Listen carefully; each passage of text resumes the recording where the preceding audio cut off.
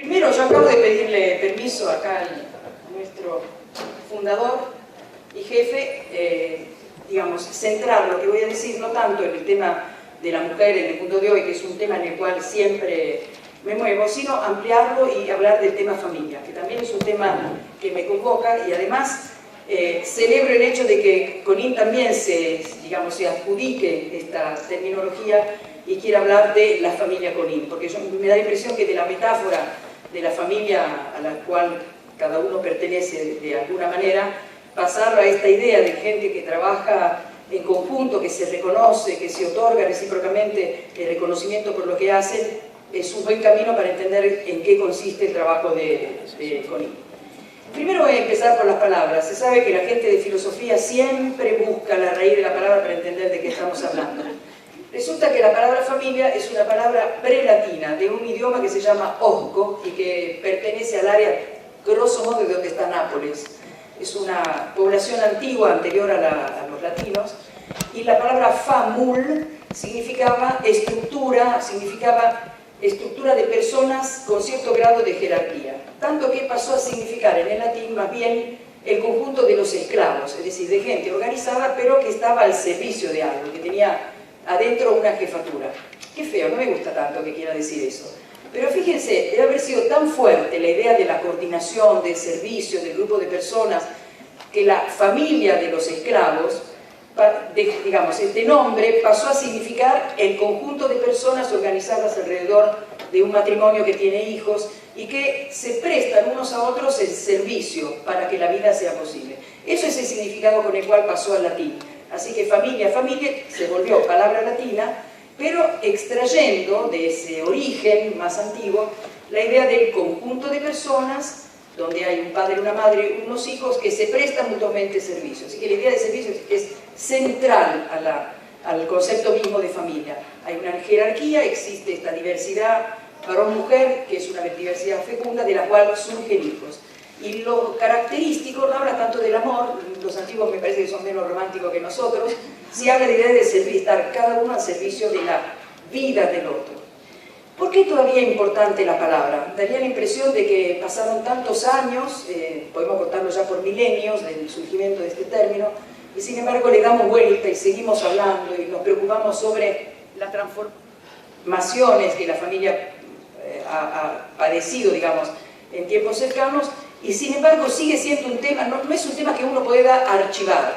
Yo puse aquí la frase de un sociólogo español, de Valencia, José Pérez Adán, que en el fondo dice que es interesante ver cómo una estructura familiar se puede reconocer en muchas culturas. Entonces, dice, se trata de un fenómeno universal a través de razas, culturas y tiempos, con que adivinamos que la familia tiene una razón de funcionalidad social, si no, las distintas culturas no reproducirían esta estructura. Es aquello que hace que la sociedad funcione. La familia, voy a repetir una frase que se ha dicho y se ha oído mil veces, es la base de la sociedad. Hay que hacer que funcione. No todas las familias funcionan bien. Hay algunas familias que son una catástrofe. Pero ¿por qué medir la funcionalidad de la familia de lo disfuncional? Es como si alguien, en vez de ver cómo tiene que funcionar el cuerpo humano por las funciones explícitas y propias, lo midiera desde las disfunciones. Es verdad, cuando la familia funciona mal, es tremendo, es una, no sé cómo decir, una desgracia. Pero hay muchas otras familias funcionales, no digo perfectas, pero con un grado de funcionalidad que abre el corazón, ¿no? Hay muchas madres que sacan a sus hijos de situaciones tremendas porque son familia. Hay muchos padres que descubren posibilidades productivas para atender a su familia porque saben, toman en serio el hecho de ser familia.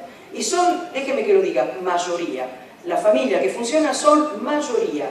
No quiero decir perfectas, digo que funcionan, que es un referente, que es un lugar donde la gente va, descansa, porque es un hogar. Y no interesa tanto la plata, interesa más bien la autenticidad de las relaciones interpersonales. Voy a empezar entonces a decir, si esto es como tiene que funcionar, ¿qué cosa hace que en 2012 haya dificultades para que sobre todo la gente joven decida fundar una familia? ¿Por qué? En un libro que estoy estudiando, que se llama Primero la gente, de Amartya Sen y Bernardo Klicksberg, dice que en Latinoamérica, esto lo dice Klicksberg claramente, hay un enorme porcentaje de renuencia frente a la formación de familias. Entonces, renuencia es decir, quisiéramos, pero no lo hacemos. ¿Por qué razón? Bueno, algunas razones son brutalmente económicas. No ganamos lo suficiente como para independizarnos de nuestros padres, alquilar algo, menos comprar.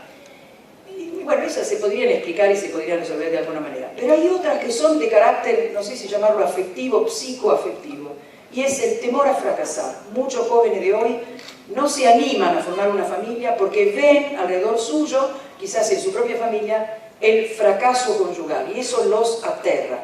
Lo han sufrido muchos de ellos, o ven cómo sufren sus padres, y no quieren darles a sus hijos futuros, hipotéticos, una experiencia tan traumática como lo de una familia que fracasa. ¡Qué tremendo! Hemos armado una cultura, los adultos a cargo, que hace que los jóvenes no quieran vivir con el impulso y con la energía juvenil esta gran aventura que consiste en fundar una nueva familia y animarse a la apertura a la vida, que trae una alegría extraordinaria. Claro, mucho trabajo, por supuesto, no voy a decir que no, pero al mismo tiempo una alegría increíble, que no te da ninguna otra realidad de este mundo. Eso hemos hecho a los jóvenes. Bueno, digo, asumo yo mi parte, porque acá soy, no digo la más vieja, pero cuando veo que todos los que son directores, no sé qué, son más jóvenes que yo, quiere decir que ya estoy en una fase reflexiva de la vida. A lo mejor me divierte, ¿no? Y siendo, yo he estudiado filosofía, me viene perfecto. Filósofos demasiado jóvenes, nadie les cree. Yo empiezo a ser creíble, por lo menos.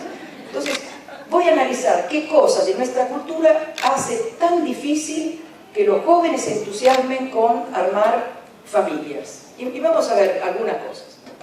Voy a empezar por abajo, ¿no? Nuevas costumbres sexuales, sí, claramente. En el tiempo remoto, la madurez sexual de un varón y de una mujer eran prácticamente la única necesidad para que empezaran su vida sexual y tuvieran hijos y por lo tanto formaran una familia. En la medida en que la cultura se va haciendo más sofisticada y exija más competencia, se va alejando la madurez sexual hormonal, digámosle, de lo que es la madurez psicoafectiva para que alguien sea capaz de ser madre y de ser padre. Está bien, ese lapso hay que educar de manera tal que uno entienda que se tiene que preparar para poder fundar una buena familia. Las nuevas costumbres sexuales, al permitir una sexualidad, entre comillas, sin consecuencia, por lo menos sin niños a la vista, hace que la sexualidad de elemento unitivo... perdón, me olvidé de decir una cosa. Voy a decir cosas con las cuales algunos de ustedes van a estar de acuerdo y algunos no. Pero resulta que no puedo decir cosas solo genéricas, porque si no nadie va a estar de acuerdo. Entonces, finalmente me descubro la carta, diré algo que está marcado, pero que tiene una cierta lógica. Los que lo piensan como yo, que se me acerquen y me digan, porque yo voy a reflejar también lo que piensan distinto en algún momento. Entonces, la nueva sexualidad, en el fondo, dejó de ser un elemento unitivo y se transformó en una especie de derecho individual. Y no lo invento yo, no es que yo malignamente pienso que es así. Leyendo los considerandos de una ley, la ley de paternidad responsable, creo que después salió con otro nombre, uno de los considerandos decía: considerando que toda persona tiene derecho a una vida sexual plena, lo cual me sorprende, porque el derecho de una vida sexual plena nunca puede ser un derecho de un individuo, dado que la sexualidad es, por antonomasia, ese tipo de actividad que une a otro. Así que no creo que una ley te pueda garantizar que uno haga ejercicio de su sexualidad plena. Me parece realmente ridículo que alguien pueda haberlo pensado en esos términos. Pero esa mentalidad ya entró, la sexualidad como un derecho individual. Cuando es así, se rompe ese lazo mágico y fuerte que hace de la sexualidad, no despojada de los otros aspectos humanos, pero también de la sexualidad, un elemento unitivo extraordinario, que, digamos, permite al varón y a la mujer animarse a esta aventura tan audaz que es unir su vida a la del que el filósofo Emmanuel Levinas define como absolutamente otro. No hay nadie absolutamente otro para el varón como la mujer, y esta frase se puede revertir, y no hay nadie tan absolutamente otra para el varón como, bueno, al revés, dije, para la mujer el varón, ¿se entendió, no? ¿Qué cosa hace que yo sea tan audaz, que llegue a unir mi vida a un ser que es absolutamente otro, que piensa distinto, que hace unos razonamientos, que vaya uno a saber por dónde pasaron, y sin embargo me enamoro y me parece que es lo mejor del mundo, y me uno? Hay algo fuerte, poderoso en nosotros que hace que uno establezca ese puente. Y ese puente audaz, extraordinario y misterioso, además es el puente por el cual se crea la nueva vida humana. Extraordinario. Hasta aquí todo bien.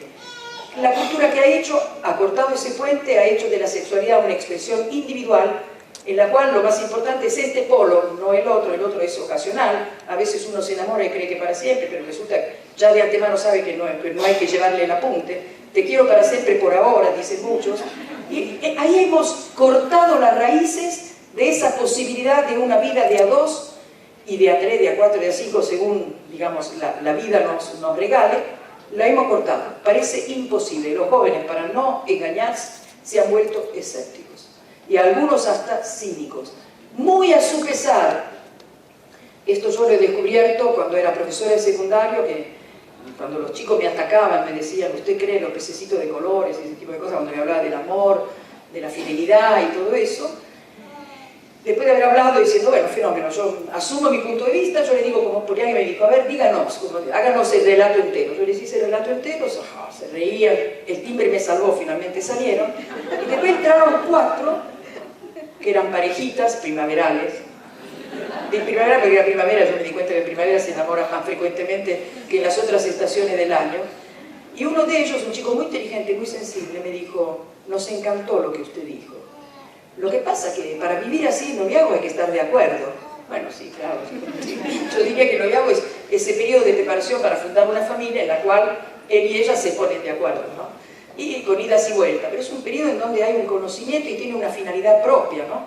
Hoy día eso se ha arruinado. Entonces, una sexualidad centrada en el individuo, ejercida como un derecho, deja de ser unitiva y no permite entonces, con toda la fuerza que tendría eso, el lazo hacia el otro, la unión con el otro, la audacia de fundar una nueva célula de la sociedad. Esto lo veo como un defecto, que hemos querido culturalmente abaratar costos, simplificar, no complicar, y lo que hemos obtenido no es lo que queríamos. Se quería gente más libre, más consciente, más responsable, que no tuviera hijos que no hubiera planificado o deseado, y hemos producido a gente esterilizada en su propia mente y que ya no cree que el amor puede ser duradero, sino que cree en el enamoramiento porque es un estado extraordinario de exaltación, pero todo lo que viene después lo desprecia, lo cree simplemente como una anticipación del derrumbe, ¿no? Y no ve cómo sigue la historia. Y muchos adultos le están dando a los jóvenes esta imagen de un amor que es simplemente un barniz que te hace tolerable la dureza de la vida y que dura un tiempo corto, y por lo tanto muchos adultos envidian en los jóvenes su capacidad de enamorarse y imitan esta capacidad de enamorarse, la quieren prolongar, pero claro, en historias sucesivas que van lentamente secando su propia capacidad de amar. Primer obstáculo. Segundo obstáculo, la confusión respecto del tema de las identidades sexuales. Por supuesto que acá me meto en un tema muy complicado. Sin embargo, me apoya la ciencia, ¿no? Es decir, evidentemente todavía los seres humanos nacen varones y mujeres. Que le pueda suceder algo sobre la aceptación de la propia identidad depende mucho del entorno y depende mucho también de la estructura familiar. Y le voy a contar un cuento que tiene que ver con lo femenino, pero me encanta si lo googlean, lo buscan en YouTube. Resulta que en un país considerado el más igualitario, digamos, el que estaba rankeado hace 2 años por lo menos, como número 1 en los países que entraron en un ranking de gap, de gender gap, como lo llaman ellos, entonces, por lo tanto, es el más equo en cuanto a la distribución de espacio, de posibilidad entre varones y mujeres. Descubre con mucha sorpresa que muchas mujeres, se trata de Noruega, muchas mujeres noruegas se inscriben en carreras como psicopedagogía, enfermería, psicología, etcétera, consideradas carreras de servicio y por lo tanto, digamos, cercanas a una actitud femenina fundamental que es ponerse al servicio de la persona, que nos sale tan bien, porque somos capaces. Cuando lo hacemos bien, lo hacemos muy bien, porque estamos atentas al estado de ánimo, porque la cara de la persona nos dice, más allá de las palabras, porque sentimos agrado en producir bien, alivio en el otro, porque en el servicio a la vida, la verdad, sentimos que cumplimos nuestra función. No es lo único que podemos hacer de todo, pero en eso encontramos una satisfacción inmediata. Y que los varones noruegos, sin el gender gap, elegían carreras como ingeniería, geología, qué sé yo, cirugía. ¿Cómo puede ser? Nuestro país es igual y acá eligen diverso. Entonces empieza a hacer una investigación los del Instituto del Gender noruego les dicen, no, ¿sabes qué pasa? Que la ven con una frazadita, princesita, y lo ven con una frasecita celeste y dicen, hijo de tigre, y ahí van diferenciando. Entonces después cuando llega el momento de elegir la carrera, eligen carrera, no diría que de princesita, pero digamos, que la visión diferenciada inicial de los adultos respecto de los niños le va diferenciando el gusto. Bueno, entonces él empieza a investigar otras fuentes, ¿no? Y resulta que le empiezan a decir que en realidad la diferenciación sexual es un punto evolutivo muy importante. Son los animales más adaptados y más versátiles lo que se reproduce de forma sexuada, y en el ser humano, si todavía mantenemos algo de orgullo de nuestra humanidad, no solamente diferencia el tema reproductivo, sino que diferencia también algunos aspectos psicológicos, intelectuales, basados en esta diferencia sexual, que hace que la mujer que tiene cerebro, tenga un cerebro donde los dos hemisferios están conectados por un cuerpo calloso, también es varón, pero el nuestro es un poco más extendido. No más calloso, perdón, más extendido quiere decir con una fibra que conecta más, un 12% más, no es tampoco una diferencia tan abismal, pero es diferente, que hace que simultáneamente el hemisferio izquierdo, digamos, del razonamiento y el derecho de la afectividad funcionen en conjunto, con lo cual las mujeres pensamos y sentimos simultáneamente. A veces joroba esto, porque nuestra afectividad impide el razonamiento, digamos. Estoy haciendo de abogada del diablo, pero es verdad, nuestra excesiva vulnerabilidad y estar tan expuestas a lo que el otro siente respecto de nosotros hace que terminemos embarrando un poco el razonamiento, ¿no? Me acuerdo que cuando yo aprendí a manejar, si escuchaba una bocina temblaba, y mi marido me decía, pero escúchame, la bocina tocó hace 4 cuadras, ¿por qué pensás que te toca a vos? Y bueno, porque mi hemisferio derecho perturbaba el hemisferio izquierdo que tenía... Es un modo de ser, se puede educar y puede funcionar solo del lado positivo. En el varón esos dos hemisferios están unidos por el cuerpo calloso, más reducido, y cuando varones y mujeres son sometidos a pruebas que impliquen la utilización del hemisferio derecho, los varones se le enciende el derecho, en las mujeres se le encienden siempre los dos, cuando el izquierdo, etcétera, etcétera. Entonces, evidentemente, es un tipo de funcionamiento más acentuado en mujeres. Tampoco es una diferencia radical, pero es más acentuada en mujeres esta mezcla. Esa diferenciación, apoyada en la diferencia sexual, según esta estudiosa inglesa, que no me acuerdo el nombre, era simplemente la expresión de una especialización muy útil, porque la capacidad femenina de deletrear el estado de ánimo del otro la hace mucho más apta para atender el estado inclusive de salud. Les voy a contar un episodio. Yo tuve una chica, una de mis bebitas, a los 6 meses tuvo meningitis. Yo no sabía que tenía meningitis, me parecía que tenía un poquito de fiebre y vomitaba, pero yo le veía mala cara, es decir, no soy médica y sin embargo no era un malestar, era un malestar como de sufrimiento, había algo, una expresión de sufrimiento. Entonces una amiga que estaba en ese momento conmigo me dijo, mira, yo me quedo con los otros, llévala. Yo digo, le veo algo raro, le veo sufrimiento. Llegué, bueno, por supuesto la diagnosticaron tempranamente, me acuerdo cuando la apoyó en la camilla y le hizo este gesto de ver si doblaba, ahí me di cuenta. Le dije, no. Y ella, la médica me dijo, sí. Bueno, déjame hacerle la punción. Perdón, volvemos al tema. Lo que yo vi, no vi solo los síntomas, sino vi la cara, ¿no? Y lo mismo pasó una de mis sobrinas que tenía dolores abdominales tremendos, estaba en Estados Unidos, le hicieron toda la análisis, no tiene apendicitis, no tiene esto, no tiene nada. Cuando finalmente la vio una médica, dijo, sí, pero está sufriendo. Y bueno, descubrieron que tenía un quiste ovárico que le había producido una hemorragia, que todavía no se notaba ni en la ecografía ni nada. Esto para decir, somos buenas en detectar algo más, el estado de ánimo de la persona, en comprender lo que se llama la comunicación no verbal. Y eso es muy bueno, porque estamos en contacto con gente que no habla, y esa captación la puede desarrollar un varón. A nosotros nos viene ya con el kit de nacimiento, inmediatamente lo vemos. Es un pelotazo en contra porque a veces la gente tiene cara enojada de otra cosa y no con nosotros. Y ahí dice, ¿por qué me mira así? Por otra cosa, ¿no? Habría que entrenar, es verdad, tiene cara de enojado, no tiene por qué pensar que está enojado con vos, ¿no? Bien, entonces le responde la experta inglesa, no. Entonces cuando él le muestra, este hombre que lleva la investigación, le muestra que sus expertos le dijeron que simplemente dependió de la frazadita rosa o celeste, esta que es una inglesa y, digamos, educada, dice, amazing, Dice, asombroso, no dice que tarado, que burro, asombroso que digan eso. Y bueno, y descubre también que hay otro estudioso, la presencia de la testosterona en el periodo fetal, de formación, digamos, del embrión a feto, hace que se desarrollen algunas competencias y se inhiban otras. Tanto que hay madres que producen algo parecido a la testosterona, lo producen por sus glándulas suprarrenales como enfermedad, y eso viriliza al feto femenino en algunas actitudes, que hay que descubrirlo a tiempo para bloquear o, digamos, modificar. Por lo cual, ahí tenemos un dato científico, que hay ciertas hormonas que virilizan y la ausencia de estas hormonas produce lo femenino. Es difícil decir que no existe la diferencia sexual como la teoría del género quiere hacernos entender. Construye sobre conceptos y no sobre una base médica. Y esto que digo seguramente molestará a algunos, pero me acompaña, digamos, lo científico.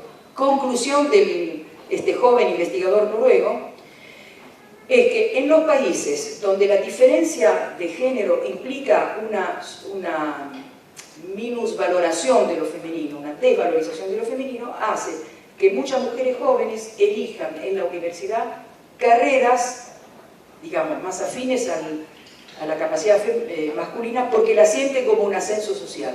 Capaz que son buenas también en eso, no quiero decir que no, pero que esa elección hace. Y en un país más igualitario como es Noruega, se atreven a elegir algo porque no sienten que disminuye nada su propia capacidad. Esto se lo propongo no como una cosa dogmática, sino como una tendencia. Es decir, probablemente tenemos algunos aspectos que nos hacen más capaces de una cosa que de otra. Tenemos una plataforma de igualdades importante, pero también esta diversidad sirve. Y la diversidad en la familia sirve para amplificar nuestras capacidades. Una familia como conjunción de gente diversa y con estas especialidades hace más amplio el espectro de las intervenciones de los adultos respecto de los niños, además de ser fecundo.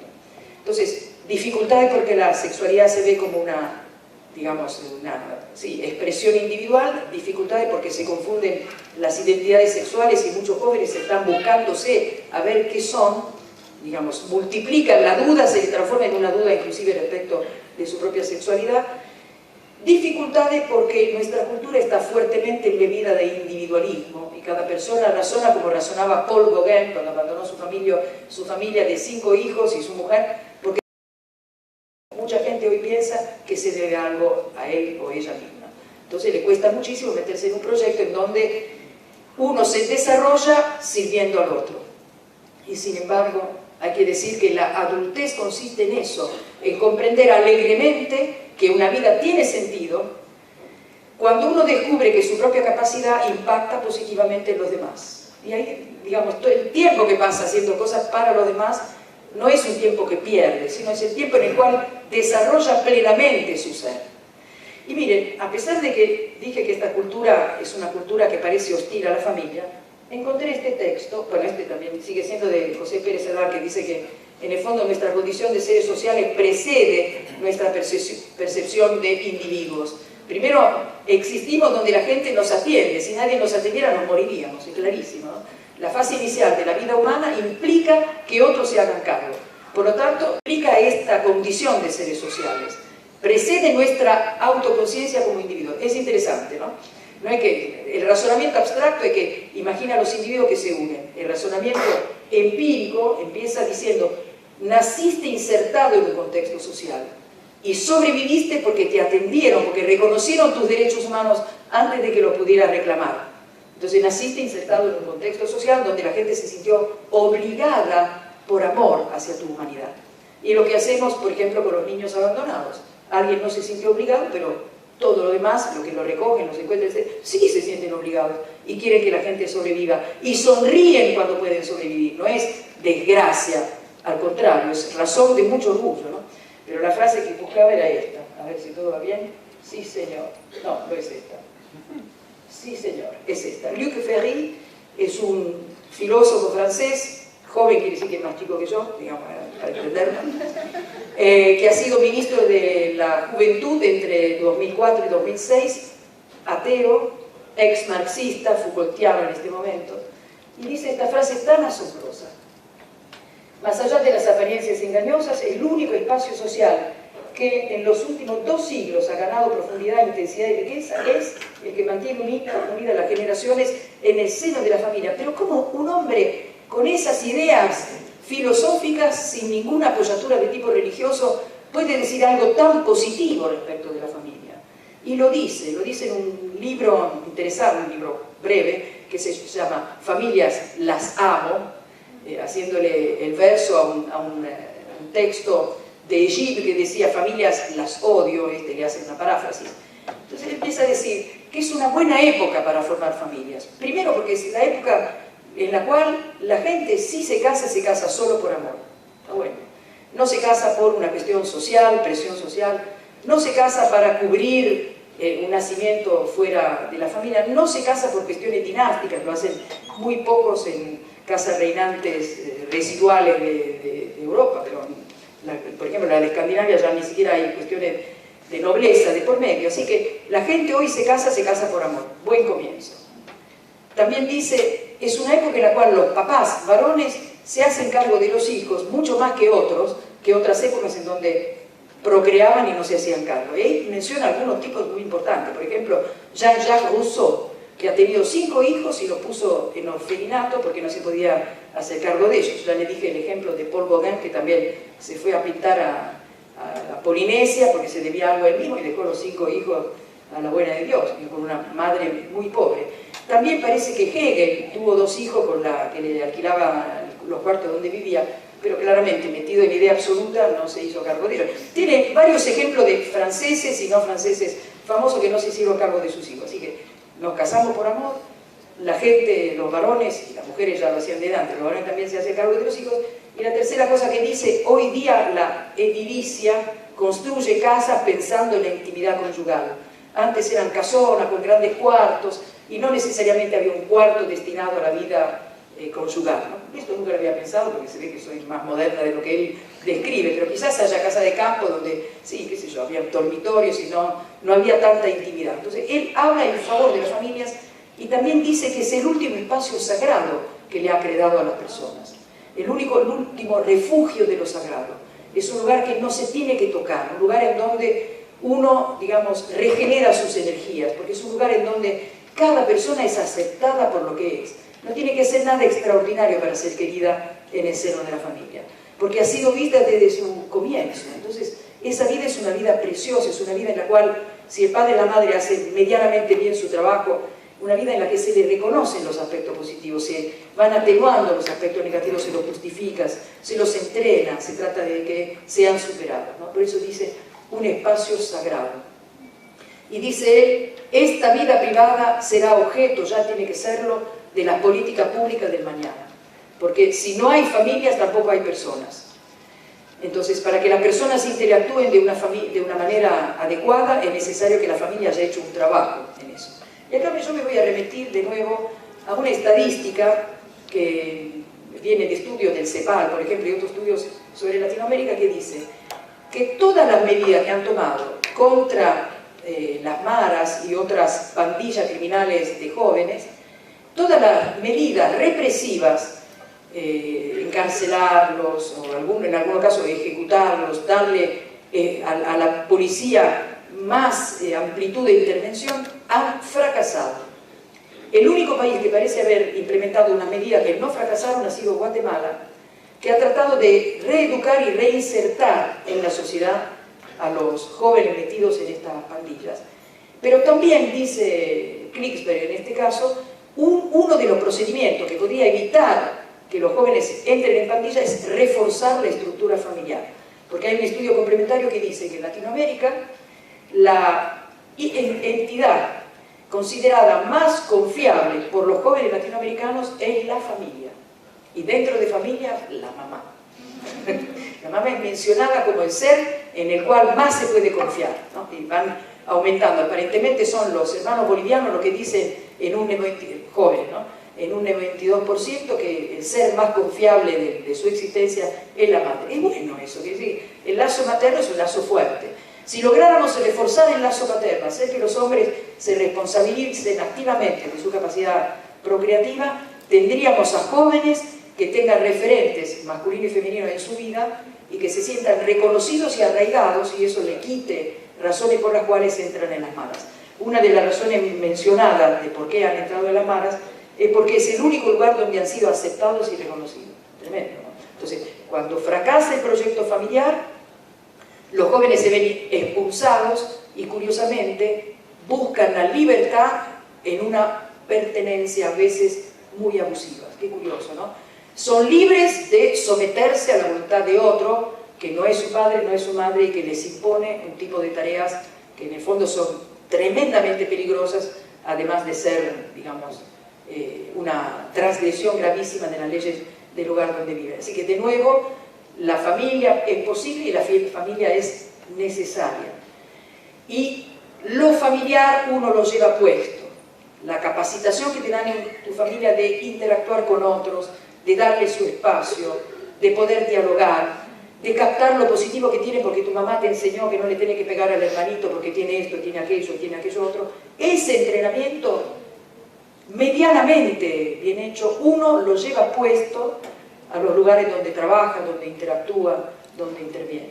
Entonces, la debilidad de la familia, esta especie de ficción en la cual vivimos, que, digamos, la familia es en camino de una formación social en camino de extensión, es drásticamente desmentida por estas duras realidades sociales, donde la familia pierde su función. Sobre todo los jóvenes se ven desamparados y buscan tremendamente algún sustituto de pertenencia. Lamentablemente los que están a la mano no son buenos, sino que nos meten en situaciones tremendamente peligrosas. Algunos dicen que también las adicciones son un intento de pertenecer a un grupo. Muchos jóvenes empiezan a drogarse por querer pertenecer. Decía una educadora norteamericana, habría que ver a qué le tiene miedo el joven que empieza con la droga. Seguramente no le tiene miedo a la droga, le tienen más miedo al rechazo de sus pares que a los efectos que la droga puede producir. De nuevo, una familia que esté atenta, que, no sé cómo decir, que le dé fuerza al chico, que lo haga capaz inclusive de decir que no sin sentirse disminuido frente a sus pares, probablemente sea el camino más eficaz para, digamos, desalentar desde el comienzo las adicciones. Y ahora, algunas ideas sobre los males que tiene la juventud de hoy, frente a las cuales todos los adultos estamos convocados para darle una solución. Acá un sociólogo norteamericano dice, hay una montaña de evidencias científicas que muestran que cuando las familias se desintegran, a menudo los niños terminan con heridas intelectuales, físicas y emocionales que persisten toda la vida. Si uno tiene la desgracia de pertenecer a una familia que se disgregue, bueno, que trate de apoyarse en alguien que le dé seguridad, que continúe los afectos, que sienta que por lo menos el lazo con la madre y con el padre continúa a pesar de eso. Eso es lo que podemos hacer. Pero si hay jóvenes presentes, antes de aceptar que la familia fracasa, piensen que ustedes le pueden evitar a sus futuros hijos o actuales hijos este sufrimiento, este tipo de heridas. Trabajen para que su familia funcione. Sepan que el amor dura más allá del enamoramiento, que hay picos y valles, como decía un estudioso. Hay momentos de exaltación, hay momentos duros, áridos, y hay que seguir adelante porque uno sabe que está metido en un proyecto bueno. Y después vuelve a subir.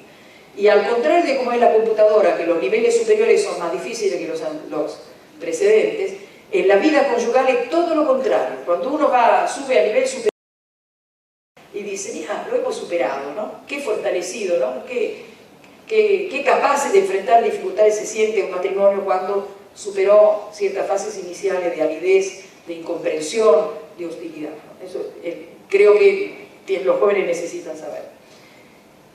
El mismo sociólogo dice, estamos hablando de problemas de droga, crisis en la educación, embarazos adolescentes, criminalidad juvenil. Todas estas enfermedades apuntan predominantemente hacia una única fuente, familia destruida. Es decir, los males de nuestra sociedad pueden prevenirse favoreciendo la formación de buenas familias y reemplazando la ausencia de lazos familiares en las personas que por algunas circunstancias de la vida no lo tienen. Ya lo hacemos. El tema de la adopción es eso. Devolverle al chico que por X razones no es criado por sus padres, un padre y una madre que lo reciban, que lo estimulen, que reconozcan los aspectos positivos que tienen, que lo eduquen, que lo dejen bien pertrecho para su vida adulta y que estén siempre presentes, que estén siempre ahí cerca. Me contó una madre adoptiva, me lo dijo llorando, que su hija adoptada de 20 años, desde los 16 años quería conocer a su madre y por tanto hizo toda una investigación, la ley argentina de adopción lo permite, y iba a conocerla. Entonces me preguntó si la tenía que acompañar. Digo, ¿a conocer a la madre? No, no podés ir, porque es una cosa muy, muy íntima, ¿no? Y ella te va a sentir como un censor. Pero era en otra ciudad. Digo, bueno, acompañarla, quédate en el hotel.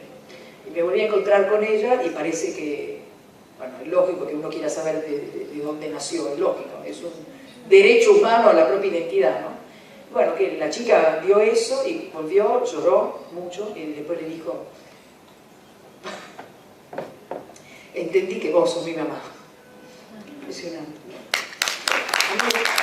¿Esto qué quiere decir? No solamente con esta cosa. ¿Esto qué quiere decir? Que es posible reparar los lazos familiares que por alguna razón están rotos. Es posible, todo lo podemos hacer. Podríamos decir que todo adulto varón, toda adulta mujer, somos potencialmente padres y madres, potencialmente y actualmente, porque ejercemos un cierto grado de paternidad y maternidad. Por eso una mujer que no tiene hijos ejerce su maternidad, un varón que no tiene hijos ejerce su paternidad si asume este rol activo con los jóvenes. Y hay muchos que son padres así, sustitutos, ¿no? De padres y madres, eso es muy bueno.